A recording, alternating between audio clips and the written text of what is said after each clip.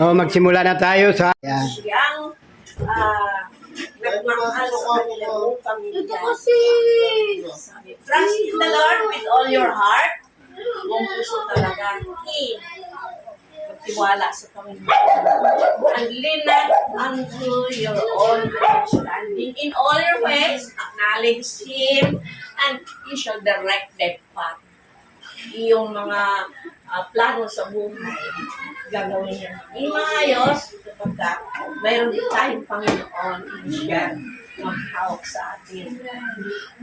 Nagbibigay sa atin ng lahat ng kabutihan sa ating hinaharap. Thank you, Lord. Ate Susan, halika na, mag-pray tayo. Halika na, mag-pray tayo. Sambayan.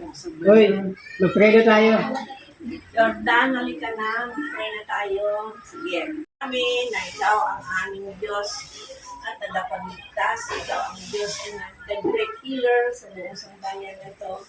Ang Panginoon ng aming mga buhay. Lord, thank you sa lahat mong ginawa sa kanila ng bawat membro ng sambahayan ay nakakilala na sa iyo.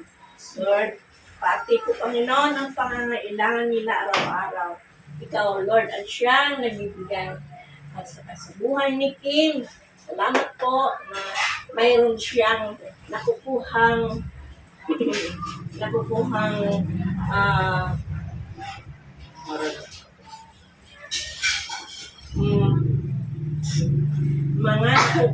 mga benefits po Panginoon sapagkat ikaw ang Diyos na nasa Kanya. Sa yung karunungan na binigay mo sa Kanya. Patuloy namin tinataas sa iyo, Lord. Ikaw ang maghawak sa Kanya. Lalo na po, Panginoon, sa Kanyang pag-aaral. Gawin mo po, Panginoon, na maging maganda ang lahat, Panginoon, ng ginagawa niya, Panginoon, sa school, maging mataas ang grades. Salamat, Panginoon. Salamat sa kanyang mga magulang na patuloy po, Panginoon, nagsusuporta ng mga kapatid.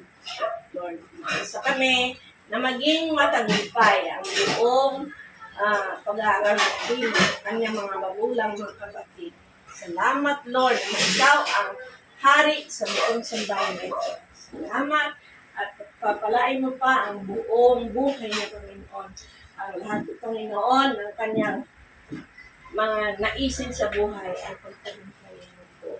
Lahat po ng Panginoon, ang mga pagkain na ito ay aming tinataas sa oras na ito.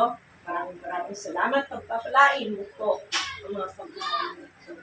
At lahat ng gagawin pa ni Kim noon. Tuloy mo ang pagtagumpayan.